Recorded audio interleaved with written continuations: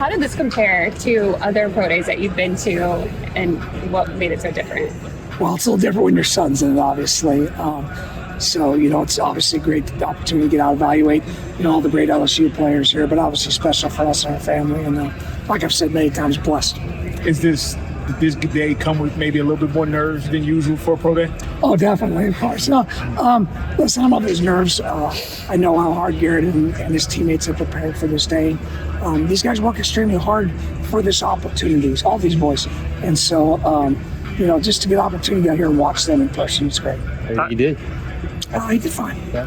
I think he actually had a pretty good workout. I think the whole group, the guys ran well, caught well. I thought it was a really clean workout, high-level execution on some stuff from all of them. Doug, what's it like? I'm sure you knew a little more than everyone in the public knew about what he was dealing with during the season. How hard is that to watch him go through that? And are you proud? Are you frustrated as a dad that people don't know football. The full story? That's football. And, I don't think you were going to tell a fifth-year senior who had waited his turn here at LSU, and this place means so much to him and this state, that he was going to play with whatever he had until he just couldn't go anymore, and that's the reality of it. But proud of the way he fought, proud of the way their team fought. Obviously, it wasn't the year anybody had hoped for, but that's the way it goes. And then is this part of the process when you're doing draft evaluations, is it really important in cases like that where you get to kind of see him at his best now? Yeah, I think, you look back at, every player we look at, we have to evaluate the circumstances. So, and Garrett was fortunate enough to play in 2024. So you have tape to go back to watch 24 to see a healthy player. And now, okay, you watch the tape 25, you see the injury, and then you get to see this. You talk about the Senior Bowl. You talk about going to the combine, you talk about pro days. We do that with every player at every position because you're always trying to find out, where is the player, where are they going, where at what level are they at right now, what level can we take them to? You obviously watching Nuss, you know a lot about his weapons as well. Xavier Thomas is a guy who LSU used in a lot of different ways. What did you like about maybe what you saw from him in his workouts, and how can he translate to the NFL? Like I said, I thought it was a really good workout for all the boys. That's a great group of skilled guys out there, right? And you watch them, the transition, their speed, their burst, their energy, the ability to track the ball. I thought they all had wonderful workouts. You looked at the workout, there wasn't any balls on the ground. Was there 2 balls on the ground, I think, the whole day? So that speaks to everybody, not just the quarterback. You're talking about route detail, and you watch guys getting out of breaks, tracking the ball. Like I said, I thought it was a really, really clean, good workout.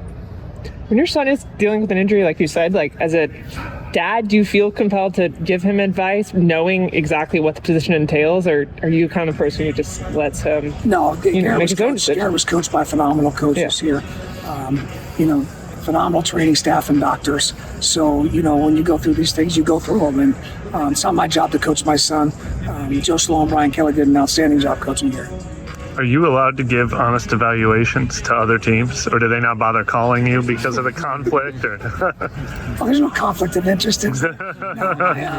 Listen, it's a unique situation. I don't know. It's, I guess, I go back to what my best friend told me about parenting. Just remember, they don't know, you don't know.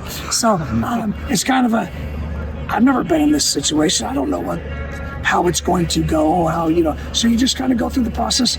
Obviously we have background in what the process is and that type of stuff, but to have somebody, your own son going through it, like I said, you gotta feel blessed, and at the same time, you just, pulling for them to do their best. To that point, have anyone reached out to, have other teams reached out to you about Nuss? Well, you have, friends in the league, and people talk, and, obviously there's been a lot of questions about the injury and what it was and those type of things. So, there's people you talk to all the time.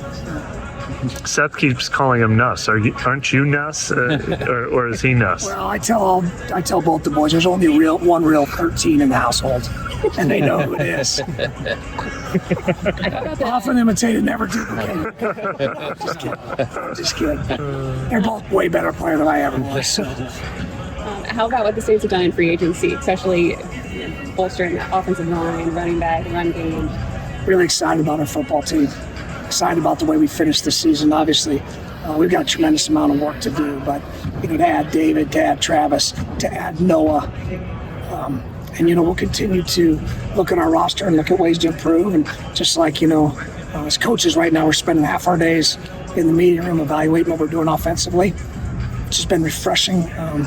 Just from being on the move for the last couple of years, you're really coming into a place to teach a system and really not having enough time to go back and really deep dive into the system. So having the opportunity to make the changes that we're going to make to help make us a better football team.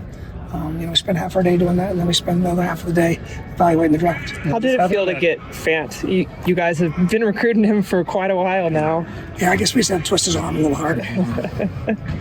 I mean, just you kind of mentioned it there, but just having pretty much the whole staff other than Jari back and just being able to kind of build year over year, how valuable is that? Well, I think it speaks volumes to the organization. Starts at the top, obviously with Miss Benson, and then, with Nikki and then down to Kellen. When you have guys have opportunities to go to their places and they choose to stay, that tells you something. And you mentioned Travis and signing him at running back. He's a guy that we've been able to see a lot from being a local guy, playing at Clemson, right? How much can his speed add to what y'all want to do? Jennings, Louisiana, the southwest side of the state. Obviously Travis is a phenomenal football player, tremendous year this year. I've followed him for a long time. So really excited about what he brings to our offense. He's a juice guy. Obviously, his resume speaks for itself. Really excited. And several of the guys mentioned Shuck, the way that he played late in the season, and just that influence of, hey, I want to be a part of that. What do you think that says, and how much can he grow? Oh, Tyler's got a ton of. We're just starting to scratch the surface, and I'll say this about him: his work ethic, his dedication, his want to is unreal, and his work ethic. He's in all the time. He always wants to get better, and he's a really smart guy that is looking for the next step. Real quick, what are some attributes of Garrett that you see that can translate to the NFL, just from your perspective? I think he's got quick feet. He can get to the set point, and the ball comes out. He can anticipate. He's accurate. So when you got those components, you got a pretty good chance. As a parent, what would be the ideal landing spot for Garrett on the draft? You're going to put me on the spot on that. One of the NFL teams. How about that?